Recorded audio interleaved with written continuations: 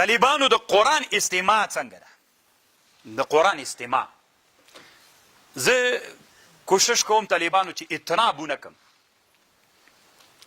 د قرآن استماع د موږ د احنافو کتابونو کې طالبانو علماو یو مسله داسې ذکر کړې، خلاصة الفتاوا کې لیکلي یو سړی د قرآن تلاوت کوي، هلته بل سړی د فقه علم لیکي، چې په زوره تلاوت کوي دی غوږ نه ورته نیسي، دا ناروا ده، هغه هم ناروا وکړه دم ناروا وکړه. داسې بعضې طالبانو په احنافو کې په مسئله د استماع د قرآن کې چې څومره ښه تحقیق تفسیر مظهري والا کړی بیا چا نه ده کړی.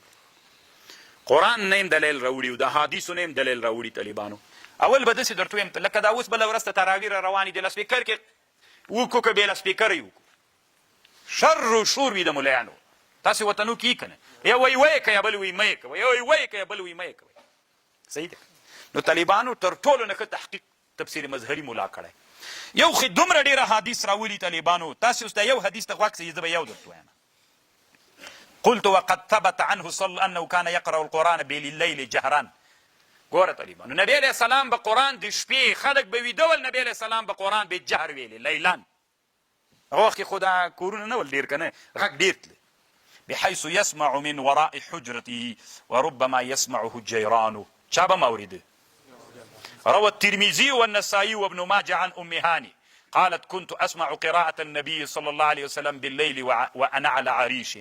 زه به خپله څپاره کې ویده وم، نبي علیه السلام به چې د شپې قرآن ویلې موږ به اوري.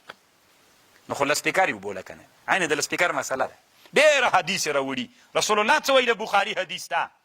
إني لأعرف أصوات رفقة الأشعريين حين يرحلون وأعرف منازلهم من أصوات بالقرآن بالليل وإن كنت لم أرى منازلهم حين نزلوا بالنهار. طالبانو اشعریان چې ول الله عز وجل دوی ته ډېر ښه غږونه ورکړي وي. لکه دا اوس هم افغانستان کې د شاعران اکثره د بعضې ولایتونو دي، ټول افغانستان نسته ده که نه، بعضې ولایتونو ته الله شاعران ورکړي ښه غږ وي. هر ولایت ته الله خپله برخه ورکړي که نه.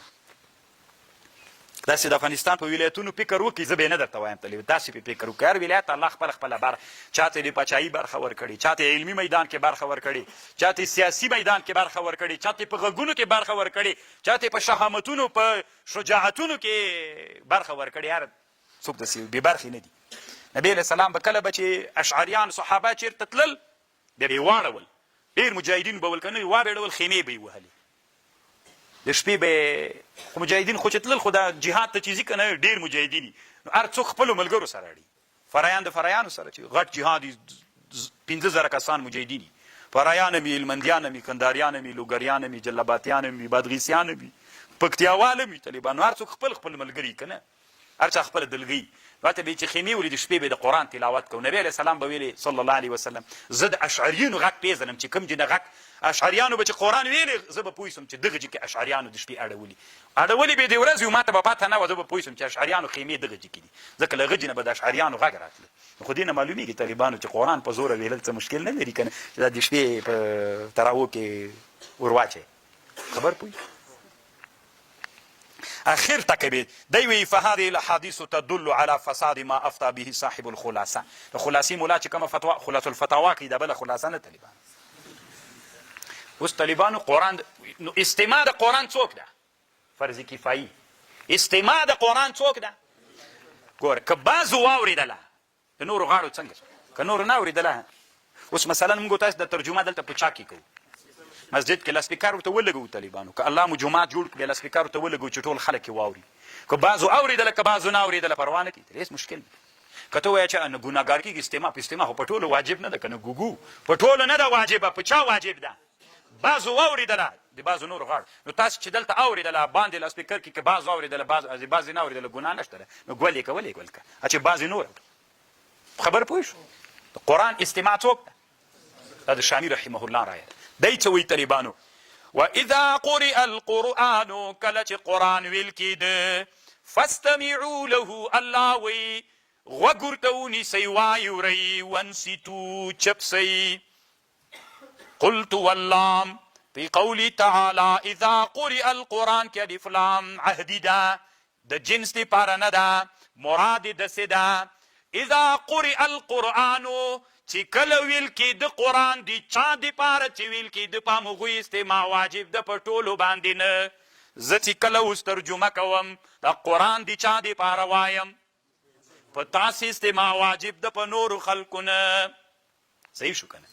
کله چې امام قرآن وایي په تراو کې لاسپیکر کې په زوره غږ کړی وي، لاسپیکر یې ورته لګولي، دا امام قرآن د چا دپاره وایي؟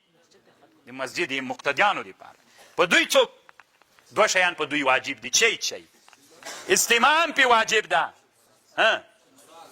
او چپوالی هم پې واجب ده. الف لام عهدي ده د قرآن کې. اذا قرئ القرآن هغه معهود قرآن چې د چا دپاره ویل کېږي.